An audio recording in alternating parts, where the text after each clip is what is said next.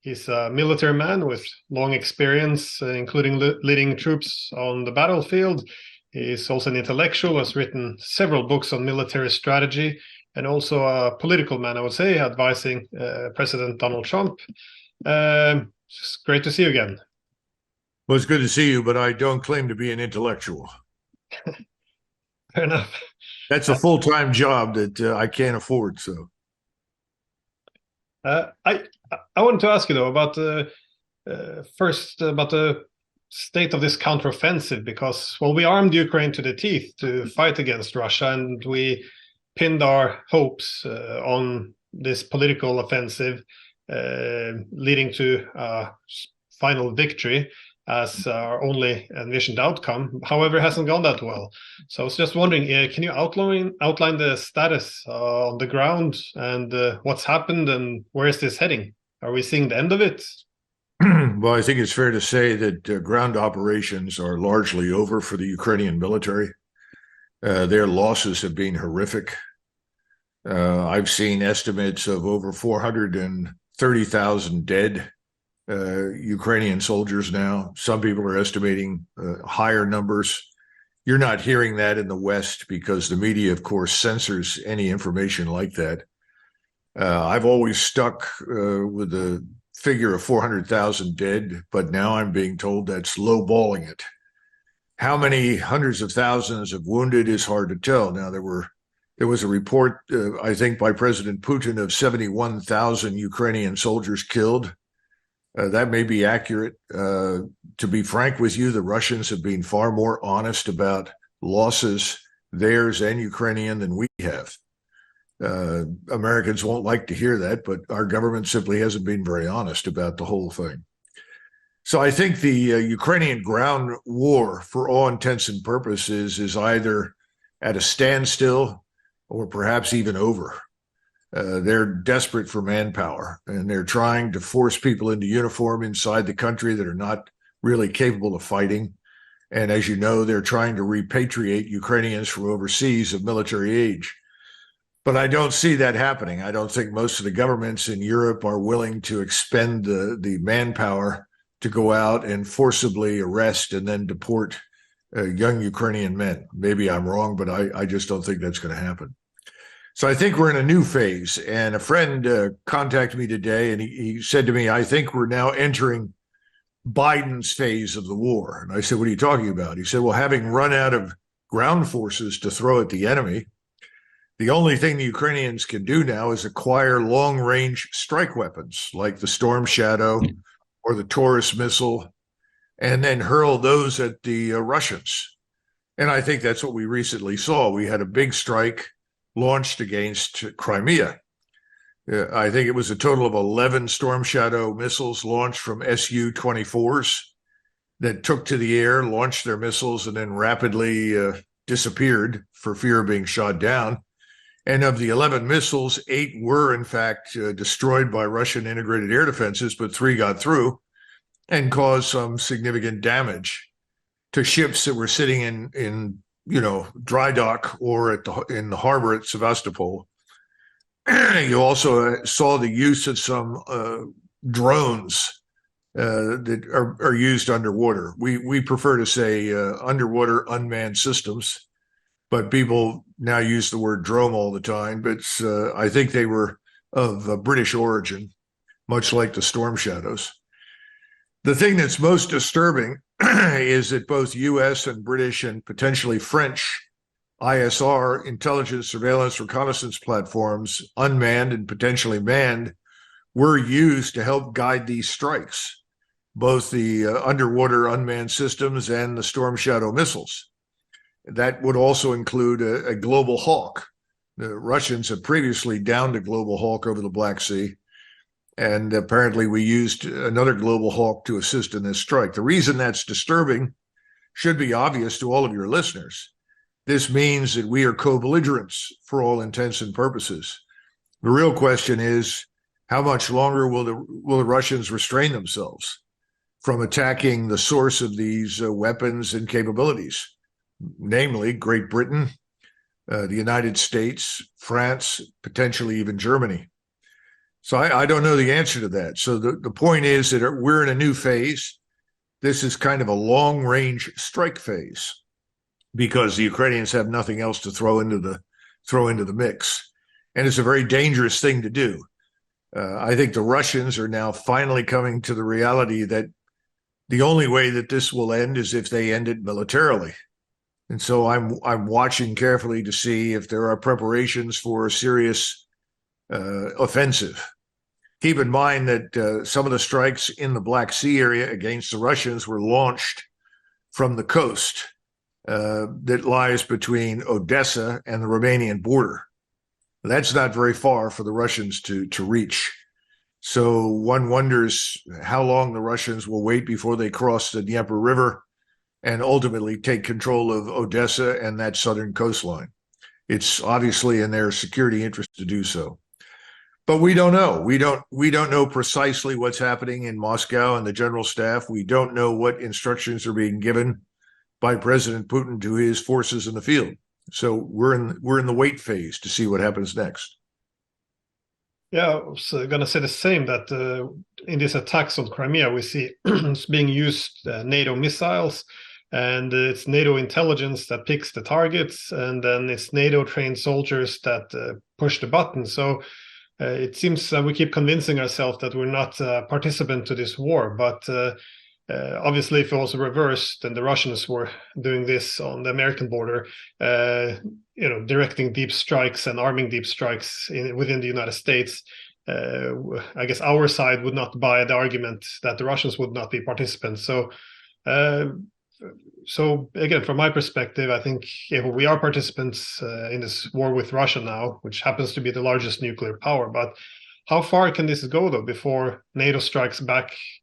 Russia strikes back at NATO, because I know what's constraining the Russians is they don't want to risk a nuclear war or even a conventional war with NATO, but the risk of doing nothing continues to grow seemingly as the West escalates with heavier weapons. So at least what I hear louder voices in Moscow saying is that Putin has been too soft. Again, that's the argument from Moscow, that he hasn't that by not retaliating, it's emboldening the West to say, hey, the Russians don't dare to retaliate, we can do what we want. I mean, how do you think the Russians will strike back? If so, who would they attack? Would they go after the Poles, the British? Well, you framed the question very well. Do the risks of direct assaults on Ukrainian forces, do the risks of an all-out offensive to end this war outweigh the risks of doing nothing? Right now, I think people in Russia are very, very, very sensitive to the attacks that have been launched against Russians on Russian soil. There's no question about it. Remember, every government has an obligation to protect its population. That's primarily why we maintain the armed forces. I think the Russian military has done the best it can, but there's a realization that it's going to take more than simply building effective defenses. So I don't know when the decision will be made, but I suspect there are serious talks happening right now. Remember, there are 300,000 troops in reserve that could be launched by the Russians against what remains of Ukraine anytime they want to do it. What we don't know is what is the logistical picture. Have they the logistics in place to sustain an offensive over the river and into Western Ukraine? I think they probably do, but I don't know the answer to that question. And logistics really drive a lot of the operational decisions in war. And right now, I don't know the status of logistical readiness on the Russian side. But there's no doubt that their general officers at the senior level in Moscow and members of President Putin's advisory staff, members of the government, are all urging offensive action. There's no question about that. Again, this man Putin, I think, has always wanted to avoid a direct confrontation with NATO and the United States.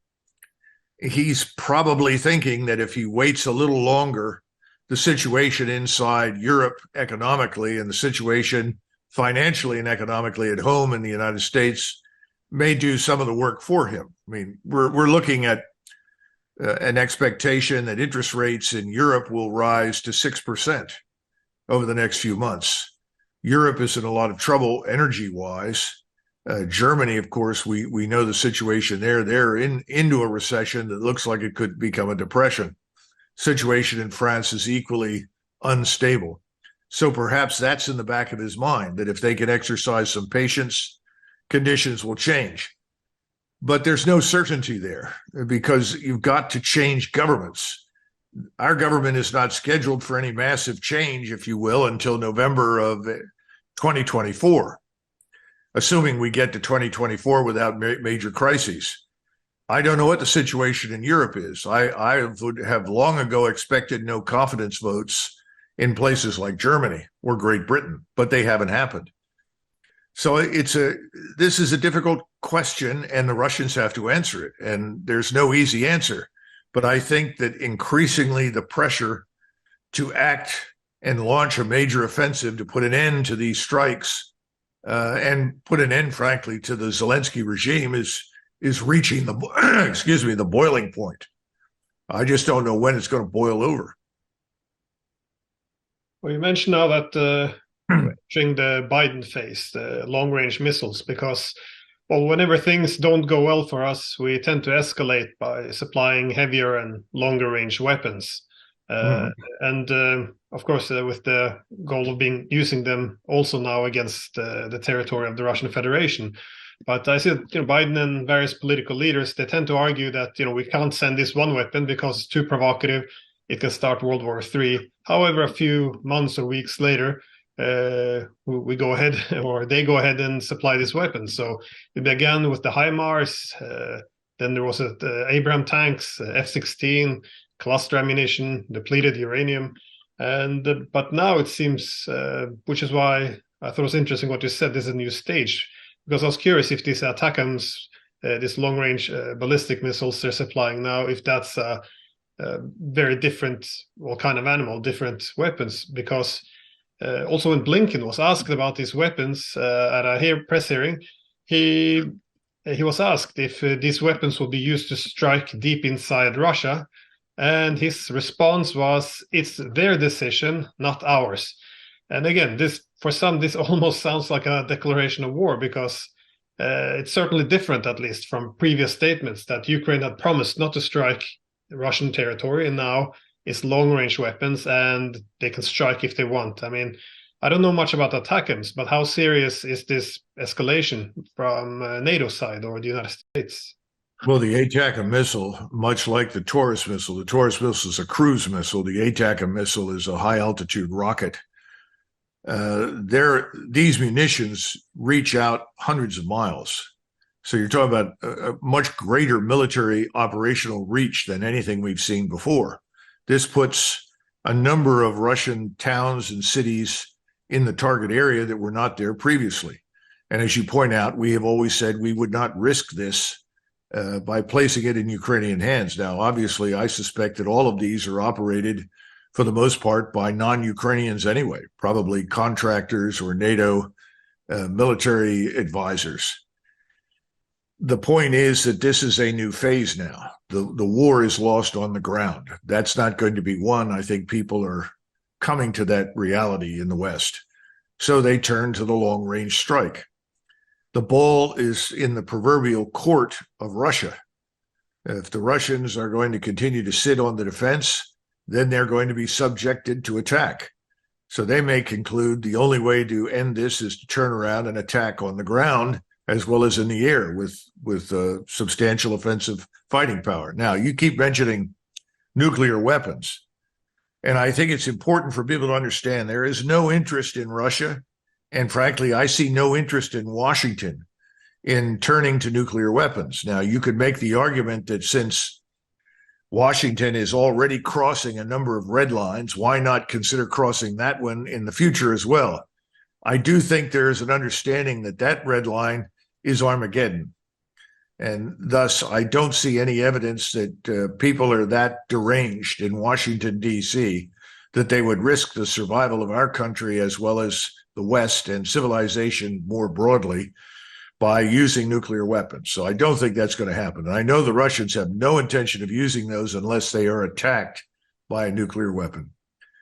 So instead, what we've got is another escalation. You have probably within a month or so, the largest exercise yet to be held near Russia in the Baltic. This includes 40, 50 very, very expensive and very sophisticated fighters and fighter bombers and bombers from the United States, as well as aircraft from other NATO nations. The total I've seen is 40,000 uniformed members, Air Force, Navy, Army from NATO exercising in the Baltic. I don't know why we are doing it other than to escalate.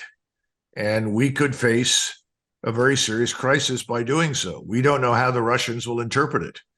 Again, the Russians have exercised a great deal of restraint. And then, of course, there's the potential for an accident. Somebody strays into the wrong airspace. Someone accidentally launches a weapon. All sorts of stupid things can happen that then precipitate a real shooting war between NATO and Russia.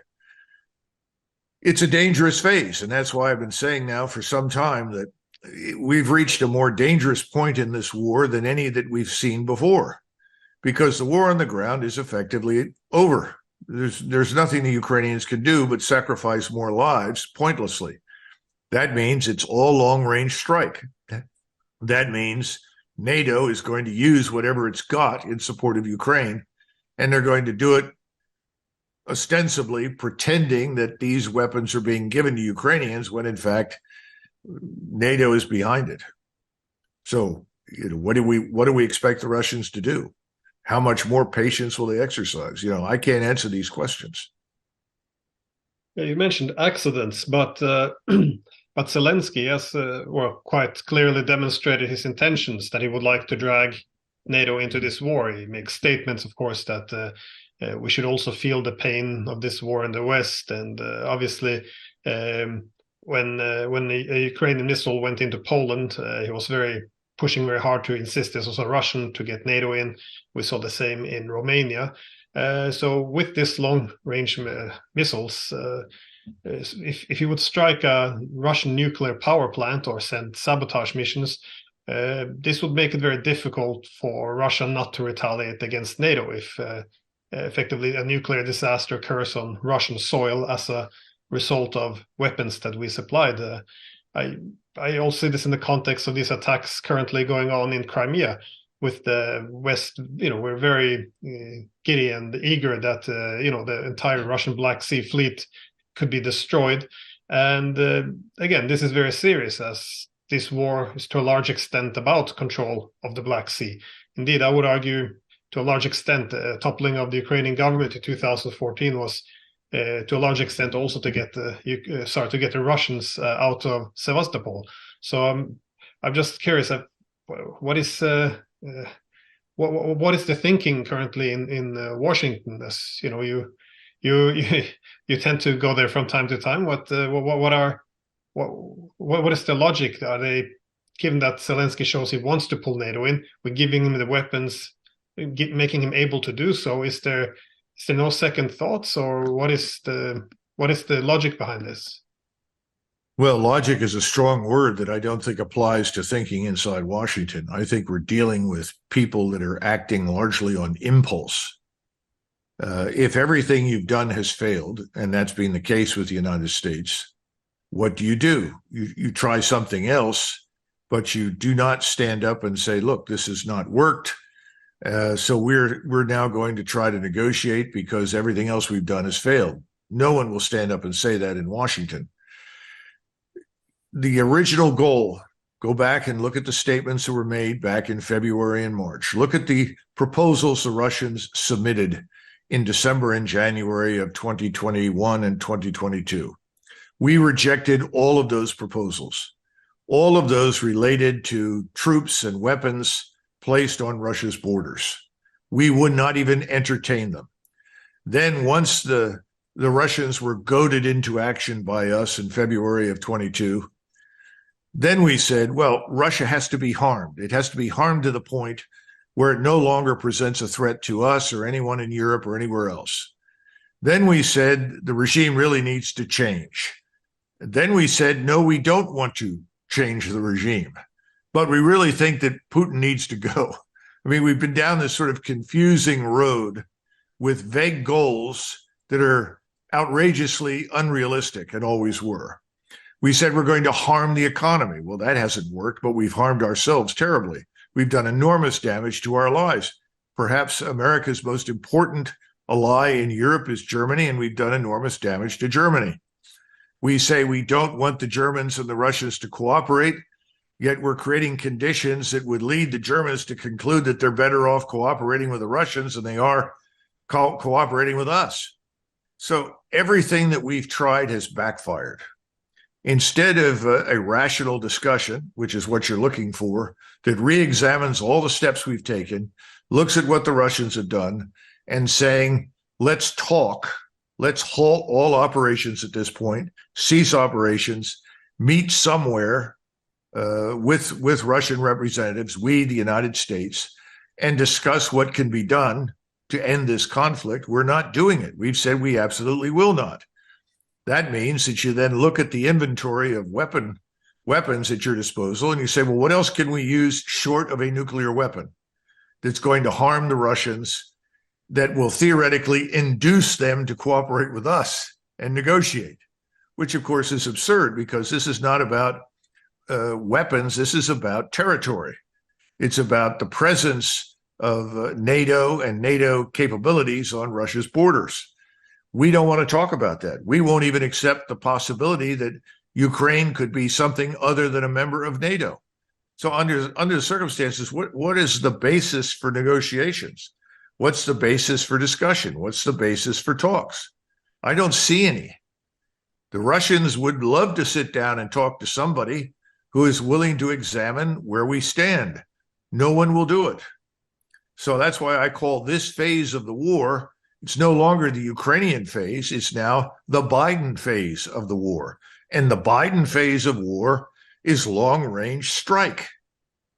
Now, why anyone in Washington would think that by destroying targets inside Russia proper is somehow or another going to endear Russia to us and persuade the Russians to throw up their hands and say, please stop, we want to talk, we'll give you what you want, is beyond my imagination. It's the dumbest thing I can imagine. If anything, it's going to persuade the Russians that they must attack and attack decisively to the West. That is not, in my judgment, something that is in our interest or in the interest of NATO. But I hold the minority opinion, Glenn, and no one agrees with me here in Washington. Well, there seems to be a weakness in the logic. I saw it recently, Mitt Romney giving an interview where he said that, the investment in this war was excellent because for a mere small percentage of the military budget, they were able to kill a lot of Russians and weaken the Russian military, which is great because they have so many nuclear weapons. So we would like to see them weakened. It's I had that face expression too when I read it because it just seems let's call it a risky policy to seek to militarily attack and degrade an adversary which happens to have more nuclear weapons than anyone else. But in terms of this escalation, this Biden phase, as you termed it, it's one can see that one can argue there's possible two objectives. One would be to get a stronger hand in the negotiations or future negotiations with Russia, and others might see that this is a way to go into a direct shooting war with the Russians or simply to degrade them. Is there any mood in Russia? Is there an appetite in Washington for actually fighting a war with Russia, or is this just hoping that we can degrade the Russians without them retaliating, or is it to set the tables favorable for negotiations? Well, you've raised a couple of very important questions. First of all, I would argue that there is no appetite in the American electorate for a war with Russia. I don't see any evidence for it. Even among Americans who, for reasons of the Cold War hangover, continue to view Russia as something evil, I've never heard any of them express the willingness to go to war with Russia. So I don't see that in the United States anywhere. No one is talking about a war with Russia. No one wants a war with Russia. People are anxious to avoid war, period, because they look at what's happening on our southern border. They look at what's happening inside the country, where the money is going, millions of dollars going to people that are not even Americans, billions. You know, we've got 37 million people who live in the United States who are American citizens below the poverty line. Now, you have to stop and consider that for a minute. 11 million children who go to bed every night hungry. So the question on American minds is, why are we doing something about that? Why are we pouring hundreds of billions of dollars into a potential war that we don't really want to fight? I think this is becoming more acute, which explains why you're hearing more people stand up and question what's happening in Ukraine. When I say more people, I'm talking about the average American citizen. The media doesn't cover it because the media is 100% in line with the people controlling our government and controlling the financial sector. They want a war with Russia. That's a small minority, but they're very well financed. So when Mr. Romney opens his mouth and makes these ridiculous assertions, he's really expressing the view held by his donors. Now, he may be a billionaire, but he's part of the club of other billionaires who want the war with Russia. And then, of course, you have someone like Elon Musk, who has the presence of mind to say, we don't want a war with Russia. It's a very stupid idea, which is why he explained what he did about terminating the Starlink connectivity in Ukraine to prevent what he feared would be an escalating attack on the Russian fleet in the Black Sea. And of course, he's then pilloried and attacked and assaulted verbally for all sorts of reasons. People are hurling abuse at him left and right, but he's one of the leading billionaires, but he's also one of the very few that won't join the war party. So Washington is in the hands of the war party. They own it. They have an appetite, but they don't understand what the hell they're doing. They don't even understand what war means. You know, how many people who've been wounded from this war or by this war in Ukraine and Russia will never recover? Well, I can tell you on the Ukrainian side, it's very high. If you have 200,000-300,000 people that have been wounded, more than half of those who've been severely wounded will never return to duty on the battlefield because the Ukrainians cannot even evacuate all the severely wounded in time to save their lives. They can't provide them with the medical care they need to save their limbs, their minds, their eyesight. The Russians can do those things. They're much better organized and better positioned to do it, but the Ukrainians cannot. Are we going to join this? Are we willing to join it? I don't think so. And again, if you look at the numbers of U.S. forces, ground troops that are in Poland, Romania, and the Baltic states, there aren't enough there to launch a serious offensive into Ukraine. And of course, we'd be at risk of counterstrokes against us, counteroffensives by the Russians, not only in Ukraine, but through Belarus. So we'd open up several fronts that we cannot possibly cover and sustain. So there is no rational thinking. It's all impulsive. It's all emotion.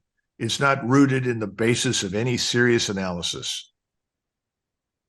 Well, if we would have this direct war, but accidental or intentional, you mentioned we're not in a good position, but what would be the ability, though, of the United States to fight a direct war with Russia?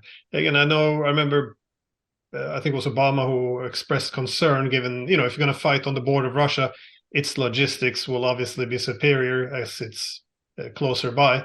But with what is the current infrastructure for the United States? What would be its main strength and weaknesses if it would fight Russia? Well, remember, you've got an alliance of 32 nations. How many of those nations that are members of the NATO alliance are excited about the prospect of being pulverized by Russian attacks from the air, missiles, rockets, whatever? I mean, are they all rushing to get in line to provide air bases, forward, refueling points, forward rearming points for NATO forces in Poland, in Hungary, in Slovakia, in Romania, in Lithuania, Latvia, Estonia. In other words, that's what you'd have to do. Germany would become virtually a logistical fortress. You'd have to have several million troops, to be blunt, because not only do you need 1 million men on the front lines, you'd have to have another 1 million in the infrastructure, sustaining everything.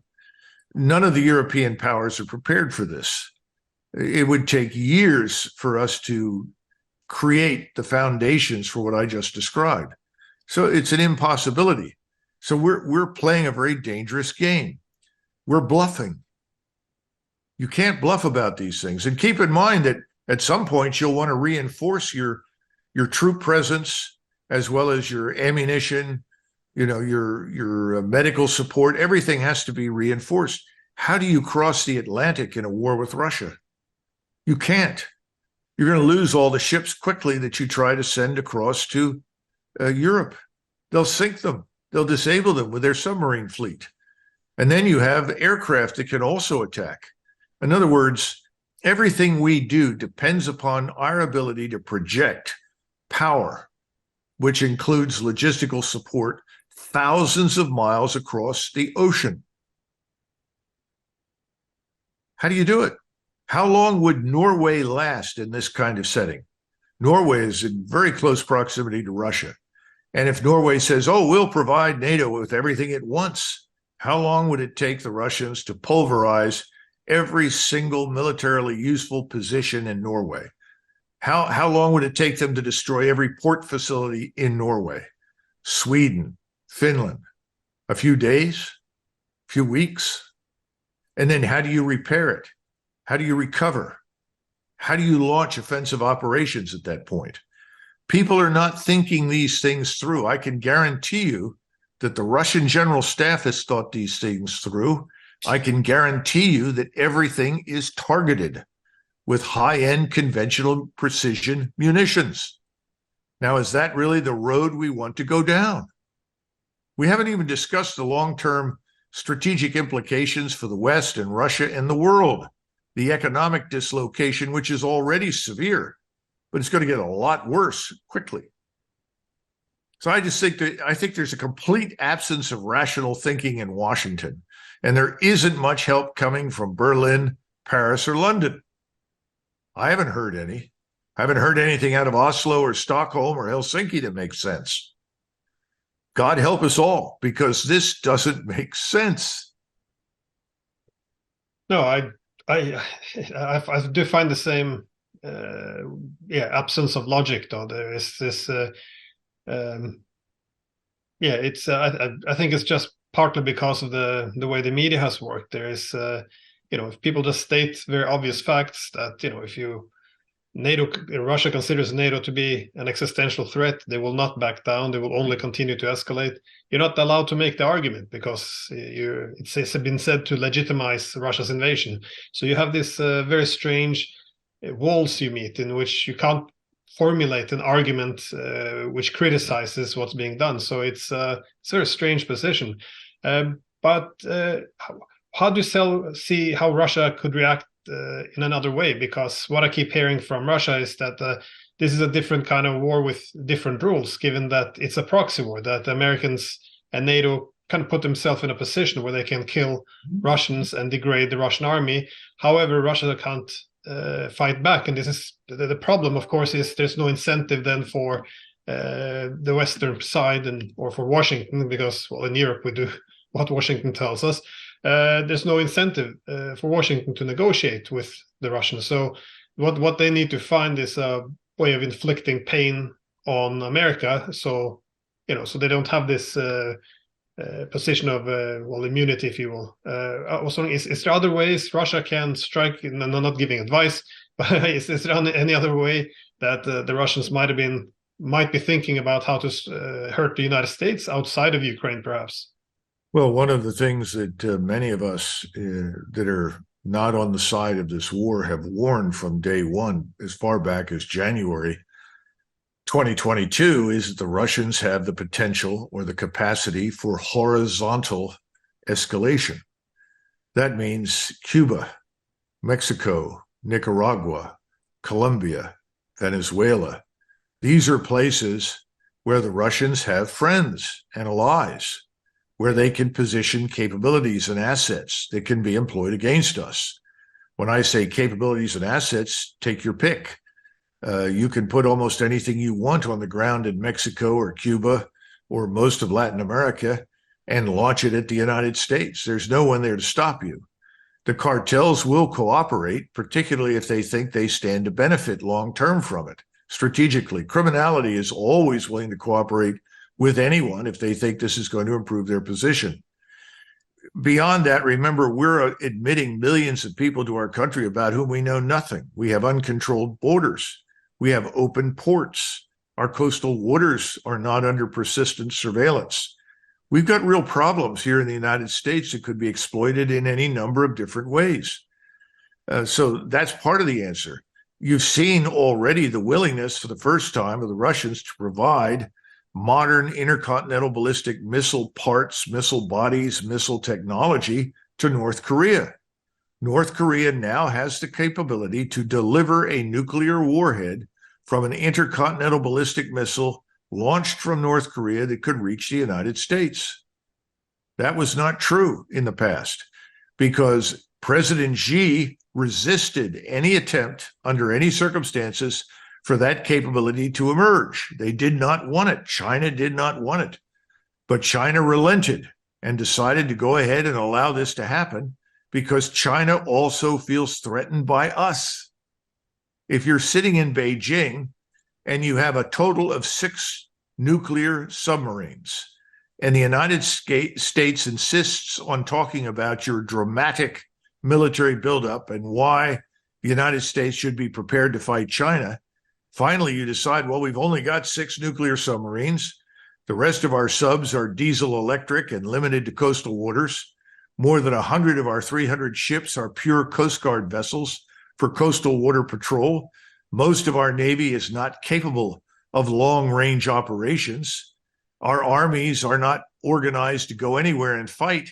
Well, I guess we better support the Russians, because if Russia fails for some reason, we're next on America's menu.